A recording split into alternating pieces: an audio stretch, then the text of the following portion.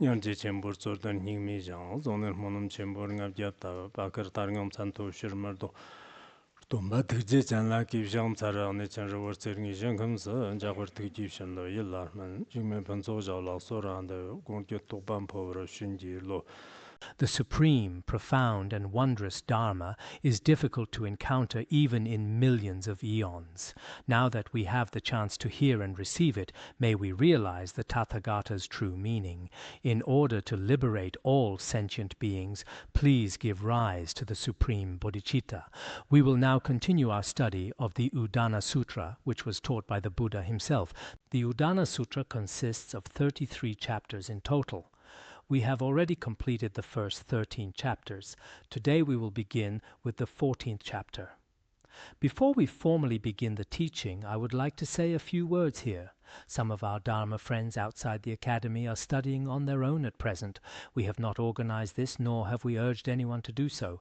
However, if people individually choose to study in their own way, using their own methods, we have no objections. This is reasonable and legitimate. Everyone has the right to read books, follow a religion, or study a teaching. These rights are protected by law. Therefore, when it comes to learning, to spend one's whole life in study is something very meaningful. This is especially so when people study formally published books through reading groups. When people study in this way, whether in traditional culture, science and technology, or the arts, many kinds of knowledge are being studied by different people in different places. This is truly wonderful. Recently, we have also offered some books for everyone. Although they are not specifically about Buddhism or any other religion, they simply bring together some worldly truths to share with you all. You can certainly discuss these books together. This approach is highly encouraged. I have come across people studying on their own. During their studies, some of our previous teaching assistants have provided various materials to support their study. This is quite good. So, from the bottom of my heart, I am genuinely heartened by these efforts, and I offer them my wholehearted support. Now we turn to the chapter on hatred. This chapter follows directly after the chapter on honor we discussed yesterday. The previous chapter mainly taught that as a practitioner, if we are truly tempted by material gain, our practice will not succeed. We have already discussed this. I hope Dharma friends, especially those at the Academy, will reflect on this again and again. As a monastic, if you are truly consumed by the pursuit of material gain, it is likely to ruin your prospects in this life and future lives. Of course, for a few rare individuals whose spiritual resolve is extremely stable, they might not be significantly affected. But generally speaking, wealth, honor, and fame are exactly what the great Kadampa masters warned us about. Once a practitioner develops a desire for the 8 worldly concerns, their practice will be carried away by the wind of karma, leaving absolutely nothing behind. Therefore, in this regard, each of us should examine ourselves carefully. In truth, the desire for fame, gain, or honor is often subtle and hard to detect. Before you realize it, you may have completely changed. At first, one may have been a good practitioner with great potential to share the Dharma widely and benefit others. But eventually, one may be ruined by fame and various temptations. Please be sure to pay attention to this. Next, we begin the chapter on hatred. There is actually another chapter on anger later on, but here the focus is primarily on the word hatred. However, in Chinese, the word hatred by itself seems to be used a little differently from the corresponding terms in Tibetan and Sanskrit. So, in this chapter on hatred, the main point is that the pursuit of material gain leads to various conflicts. Once conflict takes hold, hatred begins to grow within. Once hatred has arisen, people begin speaking harshly to one another, and in this way, creating all kinds of negative karma. In the end, this will ruin their own practice. Therefore, next, we will focus on analyzing this hatred. The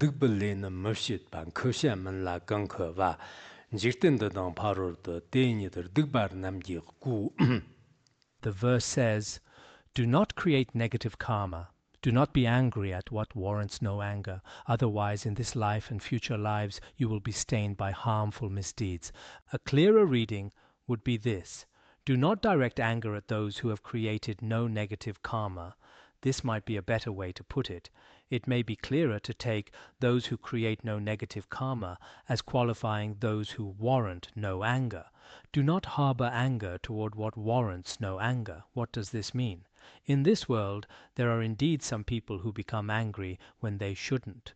For example, historical accounts tell us that Devadatta, out of a desire for material gain, developed jealousy and anger toward the Buddha. He constantly slandered the Buddha and ultimately fell into the hell realms, where he experienced immeasurable suffering. Some also say that King Virudaka, who, driven by past hatred, launched an attack against the Shakya clan. In the end, he ruined both himself and others because of hatred and resentment. Whether it is the story of King Virudaka or the story of Devadatta, these show how hatred ruins both oneself and others. So the next two verses mainly speak about this point. What they mean is that there are noble beings who have not created any negative karma. They are not proper objects of anger. Yet because of past or present causes, some people become angry at them. Even though these noble beings have created no faults, people still harbor anger toward them, attacking and slandering them. Why does this happen? We actually see the same thing today. For instance, when some great masters teach the Dharma, they have never harmed anyone, nor have they done anything wrong, yet for no reason they are constantly insulted. Because they practice the four virtuous practices of a monastic, they choose not to retaliate. When they don't retaliate, the attackers only grow bolder, as though their accusations have been confirmed. This happens quite often. Nowadays, some people go online to talk about others, especially public figures. By doing this, they attract many who read their posts out of curiosity or amusement, and some may even join in to echo them. Because in today's world, all sorts of things can happen. All kinds of people exist. Some people are truly rather pitiful, as long as they can get some traffic and a few likes. They will use the internet or private channels to repeatedly attack and slander others, giving rise to hatred. Such phenomena are very common. This is actually highly unreasonable, and it is a sign of great ignorance. Here is why this matters so much. If you harbor anger towards someone you shouldn't, someone who has not created negative karma, whether they are a noble being or simply an ordinary person, if you direct anger, slander, or attacks toward them, it will ruin both your current and future lives. You will be tainted by negative karma, and once tainted by such negative karma, you cannot have happiness in this life or future lives. Furthermore, in this life, such a person will likely suffer in many ways. Their reputation suffers, their relationships with others break down, their future prospects deteriorate, and their mind will not be at ease. For instance, we previously mentioned the story of Kokalika slandering the monastic community. There is also a story mentioned in the commentary about a golden animal called Riri and a bear. Whether in the animal kingdom or the human realm, those who act unreasonably often harm noble beings. They frequently attack true practitioners who have attained high levels of realization. By doing so, they ultimately bring about their own fall into the lower realms. Even in this life, they will face all manner of slander. In today's society, this happens quite often in today's world. For example, in a school setting, if some teachers are quite excellent, less capable teachers may grow uncomfortable with them. For no particular reason, they take a dislike to them and then deliberately, secretly file complaints to slander them. Or consider certain research institutions. When new, highly dedicated researchers work very hard and receive recognition for their efforts, some of the senior researchers may feel deeply aggrieved.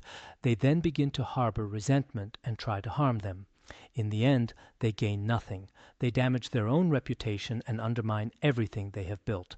This kind of situation does happen today. So in our human world, no matter what kind of group it is, monastic communities are, relatively speaking, among the most harmonious and ethically grounded. However, in lay and worldly communities, people often harbor resentment toward one another for the sake of personal gain.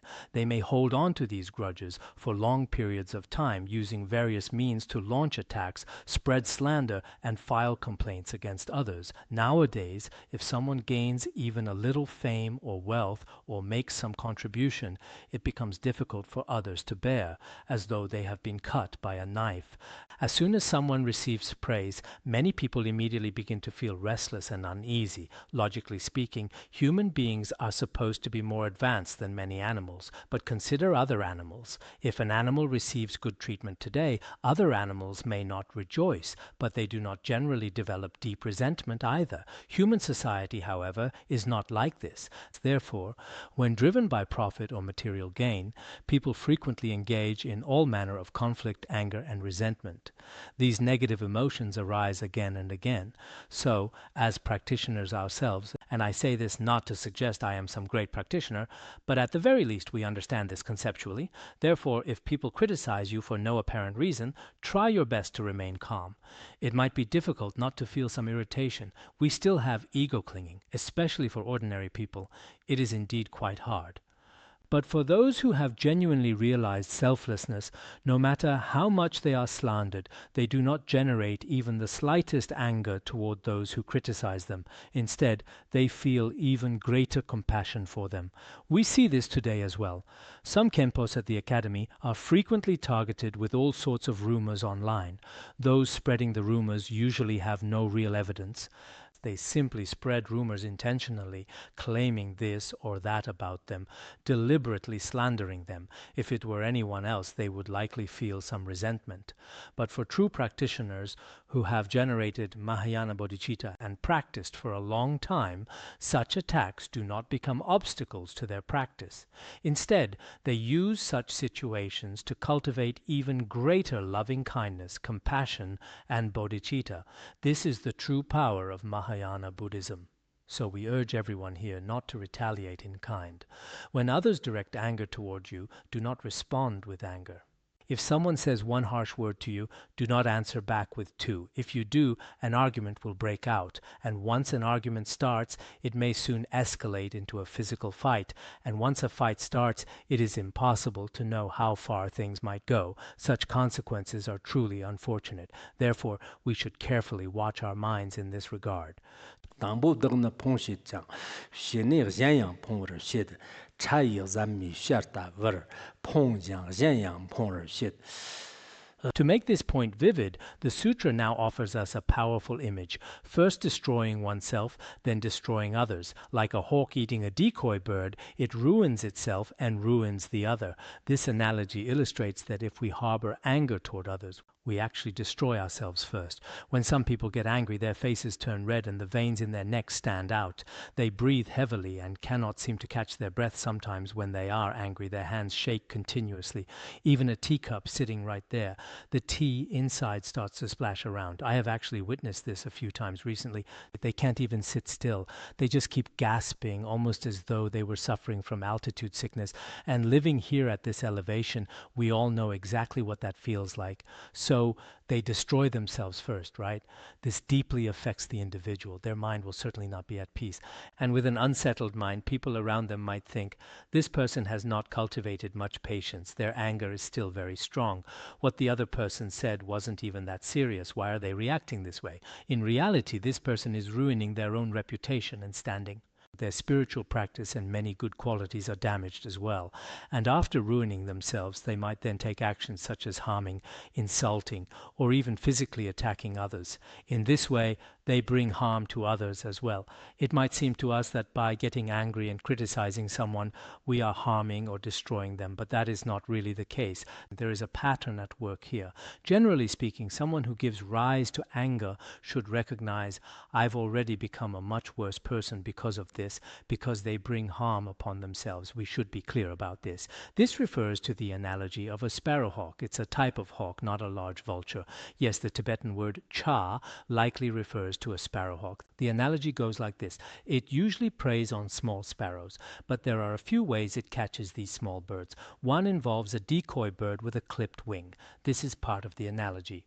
As the hawk swoops down to eat the decoy, right in the midst of doing so, it may end up being shot and killed by a hunter. That is one scenario. Another scenario involves the hawk's prey, those small sparrows or young birds we just mentioned. They might dart into a crevice in the rocks. If this happens, when the hawk dives down to catch it, the hawk crashes into the rocks and dies. I believe there is a story about this in the Udāna or a similar text. A sparrowhawk caught a small sparrow and was preparing to eat it on a large rock. Even today, we often see this in nature videos. These hawks will snatch a fish from the water or catch a small sparrow in the mountains. Then they will carry it to a rock or a branch to eat it. At that moment, the little sparrow softly cried out, "I really shouldn't have done that. I can't blame the hawk. I can only blame myself." Of course, this is a fable. The hawk asked, "Why do you say you only blame yourself?" The sparrow replied, "I usually stay safely hidden within the rock crevices. I shouldn't have come out. If I hadn't come out, you never could have caught me. But because I was careless and ventured out today, I cannot blame you. I can only blame myself." Hearing this, the hawk said, "Very well then. Go back over there. I'll catch you again." With that, the hawk released the sparrow back where it had caught it. The little bird immediately darted into a small crevice. Then, when the hawk dove down to catch it again, it crashed into the rock and died. This is a story from the Buddhist Sutras illustrating one such scenario. In another scenario, some hunters might drive a small nail into the body of a small bird and leave it out as bait. When the sparrowhawk comes to eat it, it works just like fishing. It might look like a simple earthworm to us, but there is actually a fishhook hidden inside. The sparrowhawk is fatally injured by the nail hidden inside the little sparrow, and it dies there. The point here is that if we harbor anger toward others, it might seem like we are harming them, but in reality we may not harm them at all. Instead, we suffer the backlash and bring harm upon ourselves. For those who have studied the Way of the Bodhisattva or the Compendium of Training, you are likely already aware of this. Truly, no matter what situation a person encounters, whenever they give in to anger, it will only lead to their own downfall. A few days ago, here at the Academy, I told the finance staff and hotel construction team during a meeting, I hope that this year everyone can remain calm and harmonious. If any issues arise, please resolve them properly in private. It is best to avoid conflicts, finger-pointing, and exposing each other's faults. Yet, shortly after I said that, they were at it again today. The construction teams, the supervisors, and so on, they were just arguing extensively. So sometimes human nature is such that merely speaking about it theoretically and telling people not to get angry does not work. The Buddha explained very clearly in the sutras the immeasurable faults of generating anger. It is indeed difficult for ordinary people to control their feelings of anger, but regardless, we should try our best to recognize the destructive nature of this anger. Once anger arises, it causes harm to both ourselves and others. During the time of the Buddha, there was once disharmony within the Sangha. To address this, the Buddha told them the story of King Brahmadatta and King Dighiti. At that time, King Brahmadatta held greater military power and planned to conquer King Dighiti's entire kingdom, so he launched an attack. Seeing this, King Dighiti thought to himself, "If I were to fight him, I might actually win, but a war would cost too many innocent lives. It would be better to surrender my kingdom, leave the country, and retreat to the forest to practice ascetically." Consequently, King Brahmadatta took over the entire country swiftly and without any challenge. Meanwhile, King Dighiti continued his spiritual practice in the forest. While he was practicing there, a man who was suffering from extreme poverty happened to wander into the forest. When he approached the ascetic practitioner, who was secretly the king, to beg for some wealth, King Dighiti felt profound compassion for him. He said, "I have absolutely nothing else to give, but if you truly want a large reward, I hear that King Brahmadatta is currently looking for me and has offered a substantial bounty. If you take me to him, you will surely receive a great deal of wealth." So the man actually took the king back. Because King Dighiti had such a striking and majestic appearance, people initially found it hard to believe that such a poor man could have captured him, but once his identity was confirmed, King Brahmadatta sentenced him to death. At the time of his execution, while standing before the crowd, King Dighiti spotted his own son, the prince, in the audience. Looking up at the sky, he repeatedly declared, "Please do not ever seek revenge for my sake." He repeated this declaration 3 times before the execution was carried out. At the time, the prince desperately wanted to avenge his father. He carefully devised a plan and managed to infiltrate King Brahmadatta's palace. Over time, he became one of the king's most trusted attendants. The king never suspected a thing, otherwise he certainly would not have kept him around. One day, while they were out hunting, the king grew extremely tired, so he rested his head on the lap of King Dighiti's son to sleep. and the prince saw his chance to avenge his father. So he drew his sword, ready to strike. He tried to raise the blade 3 separate times, but each time he remembered his father's final words at the execution: "Do not ever seek revenge. Do not ever seek revenge." Ultimately, he lowered his sword. At that very moment, King Brahmadatta woke up from a terrifying dream. The prince then revealed himself, saying, "I am the son of King Dighiti. I had intended to kill you today, but I remembered my father's final words, and so I have decided to spare your life." Hearing this, King Brahmadatta was deeply moved. He returned the entire kingdom to the prince, giving it all back to him. Even though the prince's father had already passed away, the power of his profound compassion inspired the king.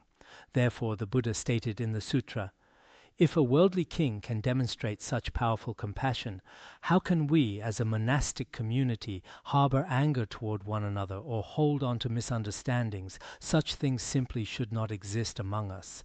Hearing this, many monastics who were present at the time deeply reflected. Through the profound truths taught by the Buddha, there were also many practitioners of sharp faculties who even attained enlightenment. So, through these various teachings, we should all come to understand the destructive nature of interpersonal conflicts. They are, in fact, quite terrifying. However, if we can truly quiet our minds, we will realize that these disputes are ultimately insignificant. As we will discuss later in this brief human life, they really don't mean much at all. Next, we will focus on the 4 virtuous practices of a monastic.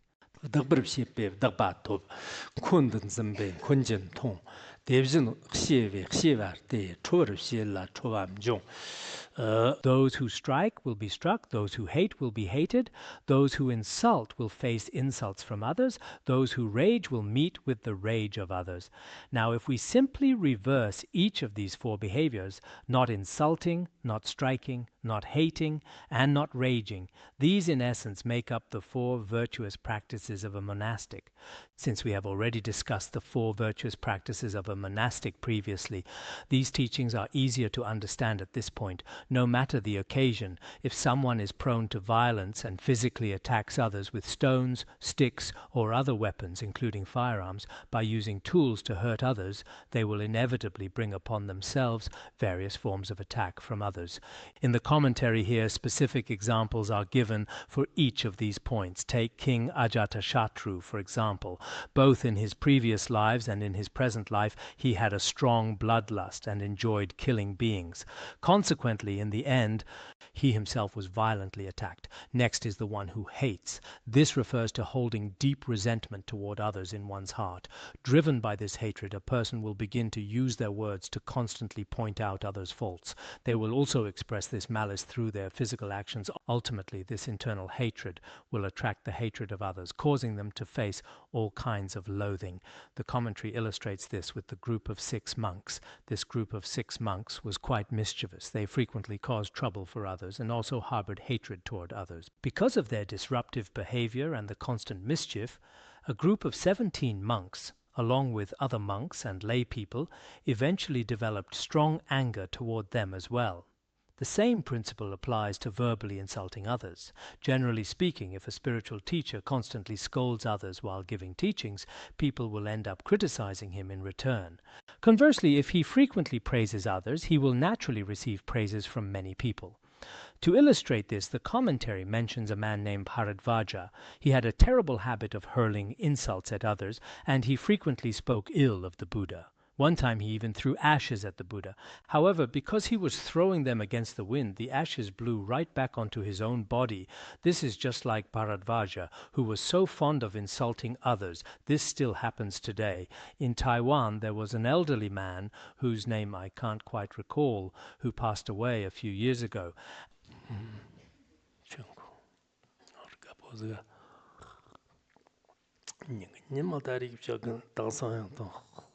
And even now, in some news reports, there is a woman who is also incredibly fond of insulting others. I won't mention her name, but there's this woman, she really does put that tendency on full display. But by acting this way, she herself is also being targeted and attacked every single day. This is truly how it is regarding verbal actions. Then there is rage. Anger also frequently arises. Previously, we discussed physical, mental, and verbal actions. When it comes to rage, it physically manifests as a furious expression on the body. Verbally, it leads to uttering all sorts of harsh words. Mentally, the mind fills with anger, the inner flames of fury consuming everything, and so forth. Then there was Upananda, or Nyaga, who was also one of the group of 6 monks. He was quite mischievous, had a bad temper, and engaged in all kinds of improper conduct. Among other things, he was especially fond of copying others. For instance, if the king had a fine sandalwood bed, Upananda would have an equally fine bed made for himself. Later, when the Buddha discovered this, he pointed out that monastics are generally not permitted to sit or sleep on high and luxurious beds. So Upananda serves as an example. Thus, the meaning here is that if we habitually do the opposite of 4 virtuous practices of a monastic, such as being fond of insulting, striking, or harboring hatred toward others, or easily becoming angry at others, it is like an echo in an empty valley.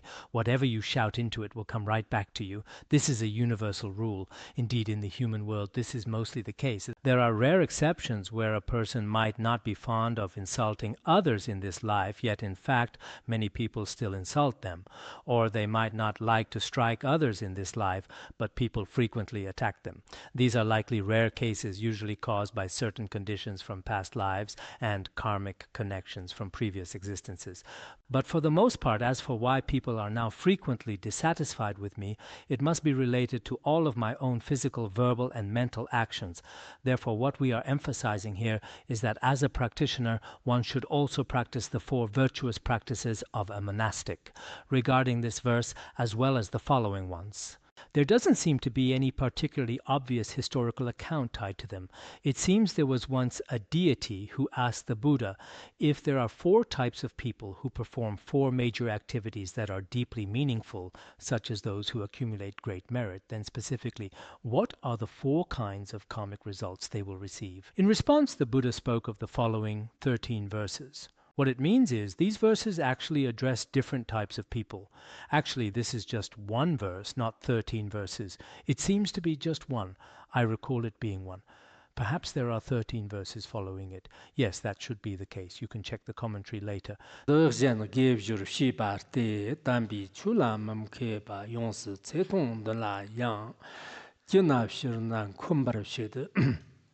The verse says, these foolish people do not understand the meaning of the true Dharma.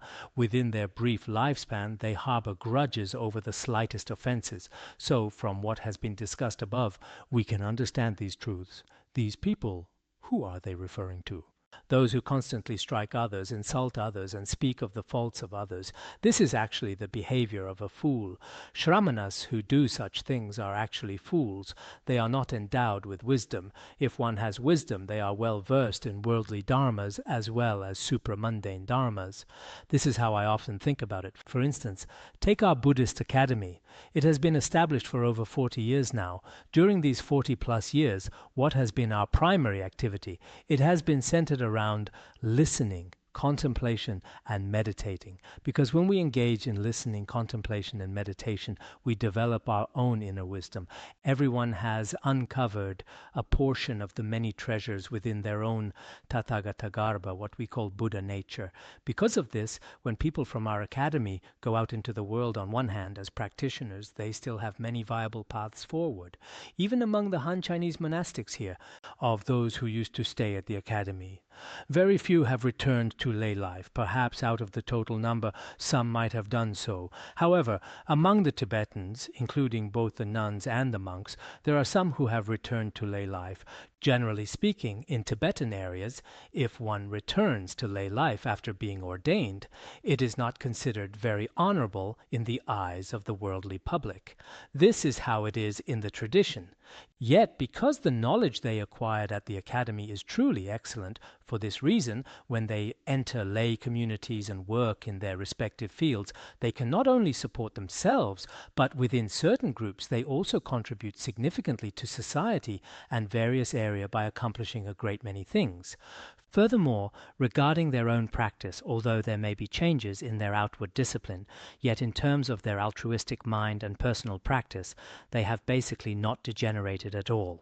So, for each of us, our future paths may hold all kinds of possibilities, but regardless of what happens, as Aryadeva wrote in his 400 stanzas on the middle way, as long as one's right view remains intact, there will always be a way forward. Therefore, studying at this academy is exceptionally important. Moreover, when we study, we must learn with real depth. It shouldn't be just on the surface, thinking vaguely, maybe it means this, or perhaps it's something like that. Such vague and uncertain knowledge, especially when acquired in youth, by the time you reach an age like mine, will mostly be swallowed by time and forgotten. After that, you won't even be able to use it yourself. But if we learn things deeply when we are young, every piece of knowledge, even if it's just a single verse, and plant it deep within your mind, making it truly stable, then even in your later years, or even in your next life, you will not forget it. So regarding these principles, on the surface it may seem like just a single verse. If you look at it deeply, it has profound layers to be excavated. But if you look at it superficially, especially for those who study the 5 great treatises, this might seem too insignificant and simple to mention. They might think, oh, why do we even need to spend time teaching this? Some people might think that, but sometimes as we look at the study guides and the different commentaries, I hope everyone here will read the commentary. Currently, it does not exist in the Chinese language. We are merely providing an impromptu, on-the-spot commentary as a tutorial study guide for everyone. Eventually, they will produce a finalized text that should be considered fairly well done. In Tibetan, however, there seem to be 2 commentaries, one in block print, Uchen, and the other a cursive manuscript, Ume. Right now, each of us should take a good look at it. When I first started, I hope everyone would read it at least once or twice. If you haven't read the commentary, please understand that what I am teaching is simply based on the verses and the commentary. I have never heard teachings on this text from any master, except for having received its oral transmission. Therefore, everyone must still rely on the commentary. These foolish people do not understand the meaning of the true Dharma. These people do not know the true Dharma. If we know the true Dharma, we are no longer fools. Just as I just mentioned earlier, if one does not understand the meaning of the true Dharma spoken of by the Buddha, such as the faults of hatred, the truth that cause and effect are infallible, and various other worldly principles. If we do not understand the meaning of the true Dharma, then within that brief lifespan at most, a human might live up to 100 years, and out of those 100 years, half might be spent in sleep. That's 50 years spent sleeping. I wonder how long everyone here spends sleeping. You should observe yourselves. Sakya Pandita said it takes up half our lifespan, but perhaps it's not quite a half, it's more likely a third. 3 times 8 is 24, right? If you sleep 8 hours a day, in a lifespan of 100 years, over 30 years are spent asleep. So in this incredibly short human life, we should not hold grudges over minor slights. We should not let trivial matters stir up resentment and regret. Doing so is very unwise. Therefore, in this brief human life, we should practice virtuous deeds. As Shantideva wrote in The Way of the Bodhisattva, "Since I do not understand that at death I must leave everything behind, I have committed various negative deeds for the sake of friends and foes." So we do not realize that one day we must leave everything in this life behind and travel to the next. At that moment we will look back and see that in this world, whether for our loved ones or our enemies, we have created all sorts of karma. Now we have no choice but to carry this karma alone into our next life. That is a truly terrifying fact. Many foolish individuals indeed act this way. In our world today, some of us who can understand a bit of the Dharma can see so many people fighting wars or scrambling to steal resources from one another. We feel that much of this is extremely hollow and meaningless. Yet this is hard to generalize. It does not just happen in the secular world. Consider religion today.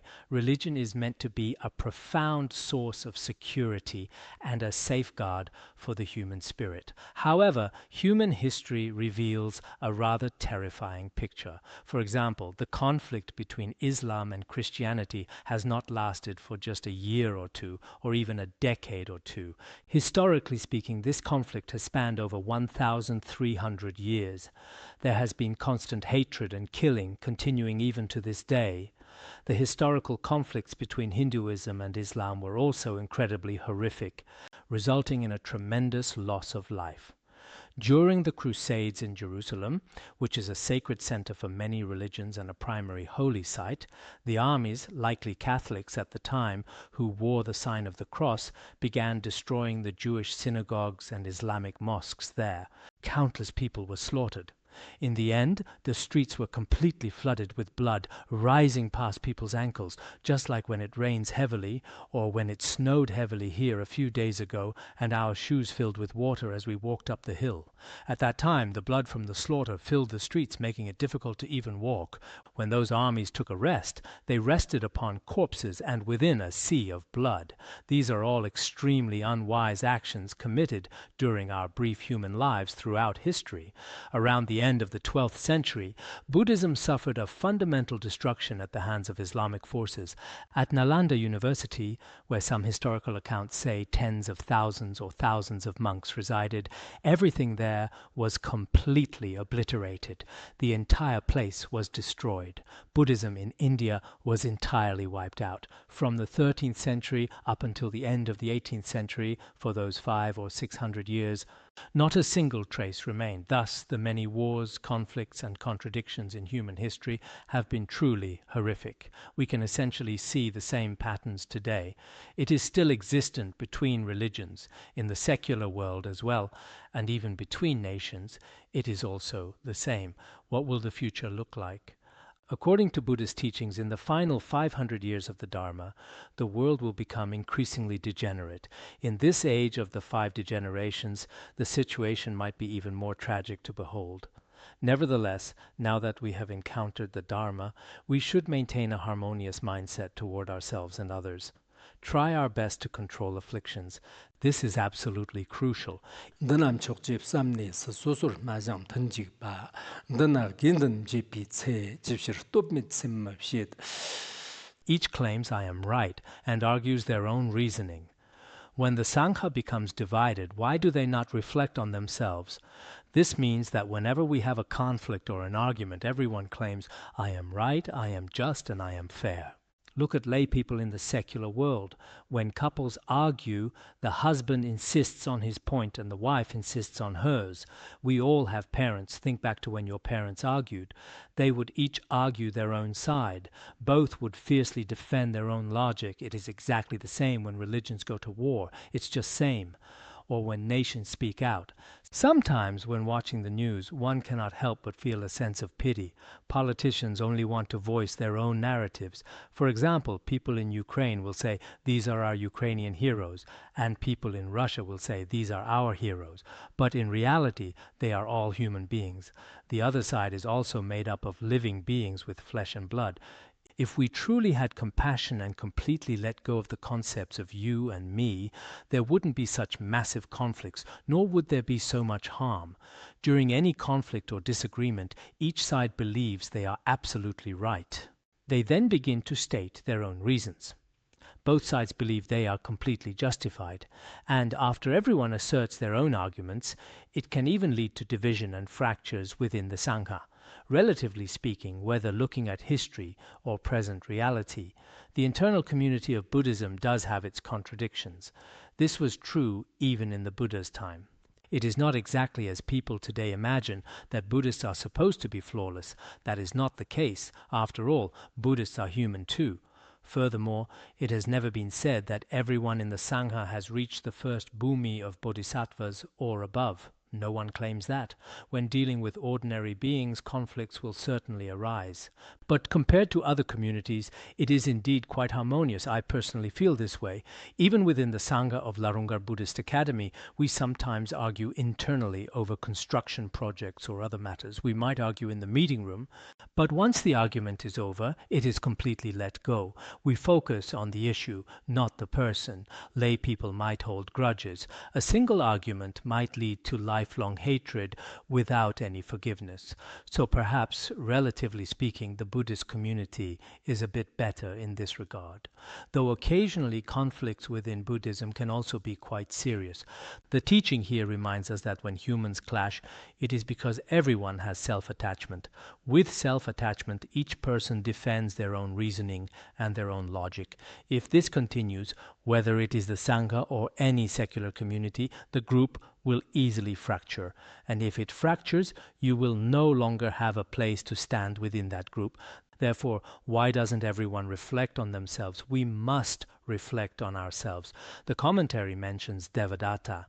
When the Buddha was in his later years, Devadatta once said to him, "Shakyamuni Buddha, you are getting older now. Hand your teachings over to me. I will manage all your disciples, and you can pass into parinirvana peacefully." The Buddha outwardly displayed displeasure and reprimanded him, saying, "I have not even entrusted my teachings to Shariputra and Maudgalyayana. Why would I entrust them to someone like you who commits every sort of evil?" Devadatta grew resentful of the Buddha. Afterward, he began creating various schisms within the Sangha. He orchestrated these divisions, which eventually led to what we commonly refer to as Devadatta's 5 practices. Because he was quite persuasive, 500 monks ultimately followed Devadatta. He instructed them, "We must practice asceticism and avoid extravagance." He imposed various strict disciplines. However, Devadatta's path did not lead to genuine spiritual realization. Eventually, some of his followers lost faith in him and left, as many of his endeavors failed and Devadatta himself did not succeed in his aims. He was ultimately forced to give up. This is what historical records indicate. How should I put this? There are some modern scholars who treat Devadatta as a great historical figure and give overly idealized academic interpretations of him, but I feel that, of course, what worldly people say is their own business. But if you have genuine faith and a basic understanding of history, you will know that Devadatta is not a virtuous figure, especially in his conduct toward Shakyamuni Buddha. It is true that in some scriptures, such as the Lotus Sutra, from the ultimate perspective, Devadatta is sometimes described in a different way.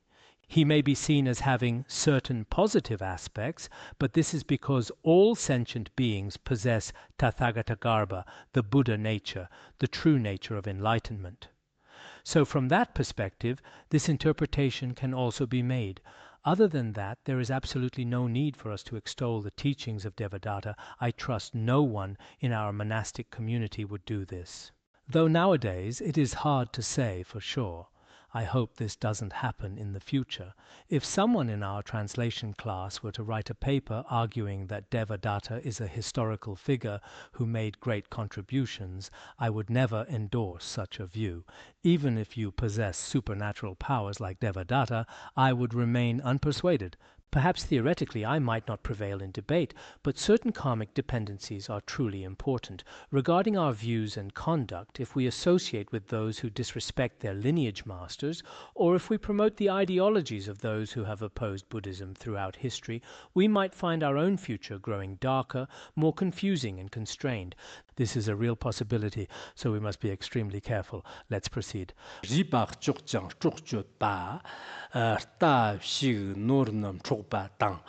Yerenkurn jomber shepa yang shinin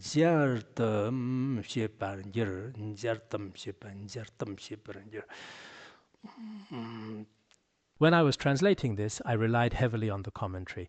Without it, translating would have been very difficult. So during my translation, that commentary was incredibly helpful. If you try to read the Tibetan directly without consulting the commentary, I doubt you could explain it accurately.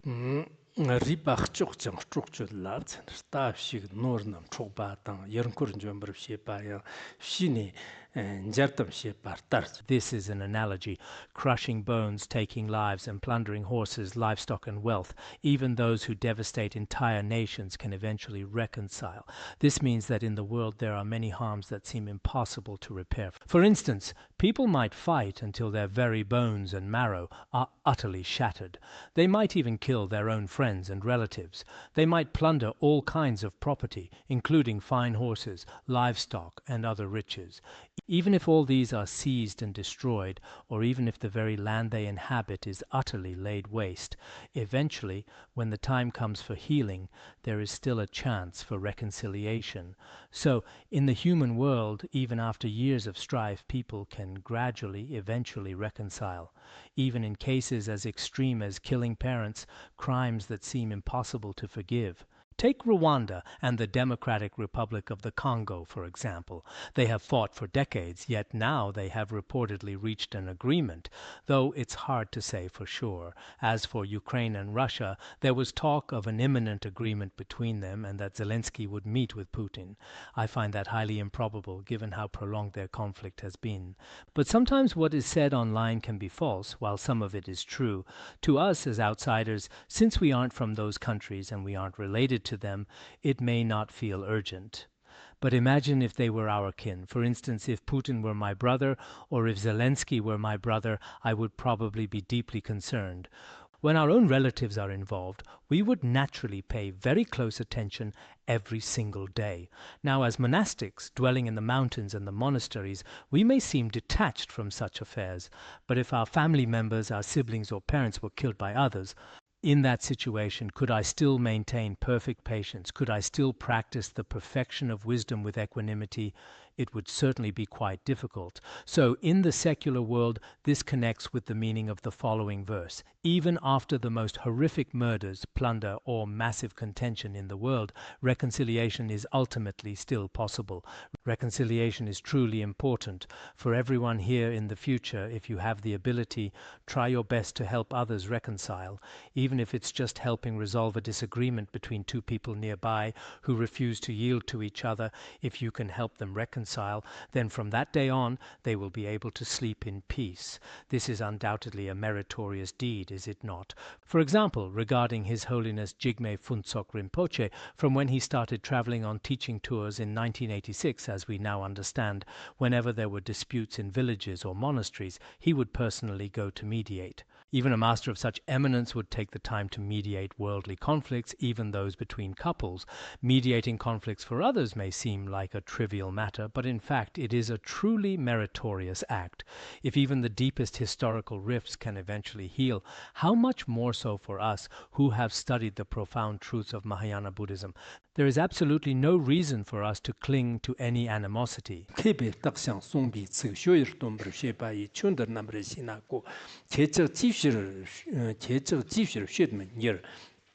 wise ones carefully observe the teachings and clearly show the path to practice. For those who understand this Dharma, why do you not put it into practice? The wise ones refers to the Buddha and spiritual mentors. Through their long and careful observation of reality, the words they speak clearly indicate many points of guidance, what we should do, what we should avoid, and all the points of discipline. Whether it's the 4 foundations of mindfulness in practice or other principles regarding what to adopt and abandon, they have explained it all with perfect clarity. These instructions from past masters, great practitioners, and the Buddhas and Bodhisattvas, such as the Bodhisattva vows, the Pratimoksha vows, and the Tantric vows, all these principles are recorded in scriptures and explained with perfect clarity. They are expounded perfectly. Once we understand these teachings, those of us who have engaged in study, reflection, and meditation, and who generally grasp these principles, why do we not put it into practice? Knowledge and action should be united in our practice. Once we know something, we cannot just leave it on the page and ignore it. We must apply these theories consistently in our actual lives. Indeed, applying theory to practice is not as easy as it may seem. For example, whether it's practicing patience or any of our daily practices. The other day, I asked everyone here to try, could you all wake up every morning and recite the 7-line prayer 3 times? Everyone understood the request perfectly well. Many of you smiled cheerfully and nodded, indicating your agreement. But did you actually do it consistently? Over the past week, it's hard to say. If we fail to put it into practice, it shows that we may know the theory, but in reality we fall short in application. Take the worldly Dharma protectors, for example. Once they made a promise to Guru Rinpoche, they have kept it faithfully for centuries. As human beings, if we make a clear commitment but fail to keep it, we ought to feel a bit ashamed. Of course, I believe there are those who, once they make a promise, will never break it. This is extremely important. So, as the text points out, if even massive worldly conflicts can ultimately be reconciled, then surely what about the issues between monastics or disagreements among Vajra friends. But nowadays, among Buddhists in general, we monastics might fare a bit better in this regard, but within the lay community, I see many people who have excellent intentions, yet still easily fall into conflicts. Some people are indeed quite prone to fussing over the tiniest of matters. They constantly harbor resentment, letting these grudges take deep root in their hearts. In truth, it is best not to hold on to negative things, otherwise they can easily fester like a tumor, ultimately turning into terminal cancer, which is quite harmful. On the other hand, when it comes to virtuous teachings, the more you remember, the better. Even if it is just a single verse or a single piece of advice, being able to remember each one for your entire life is truly the best. So, spiritual practice is indeed quite challenging, but we should always strive to do our best. All right, we will conclude today's teaching here.